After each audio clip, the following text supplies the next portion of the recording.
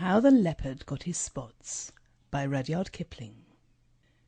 In the days when everybody started fair, best beloved, the leopard lived in a place called the High Veld.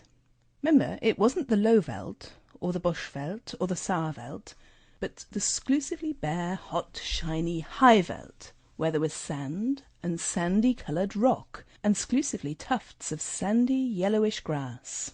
The giraffe and the zebra and the eland and the kudu and the hartebeest lived there, and they were exclusively sandy, yellowish, brownish all over.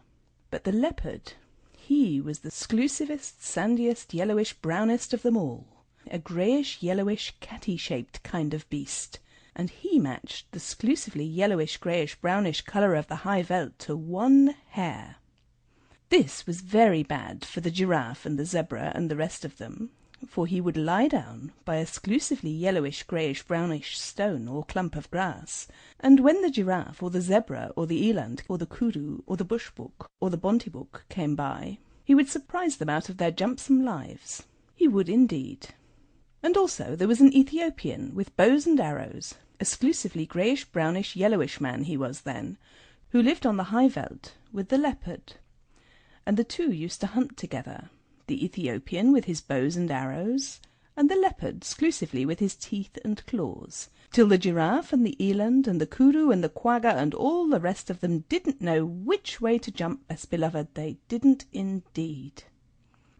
After a long time, things lived for ever so long in those days, they learned to avoid anything that looked like a leopard or an Ethiopian, and bit by bit the giraffe began it because his legs were the longest.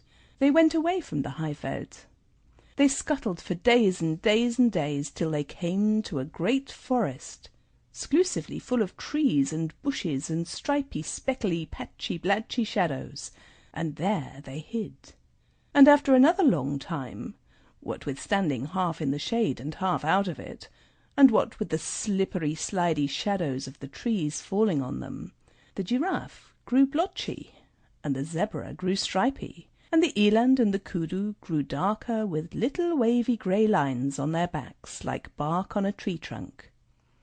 And so, though you could hear them and smell them, you could very seldom see them, and then only when you knew precisely where to look. They had a beautiful time in the exclusively speckly, spickly shadows of the forest, while the leopard and the Ethiopian ran about over the exclusively greyish, yellowish, reddish High Veld outside, wondering where all their breakfasts and their dinners and their teas had gone.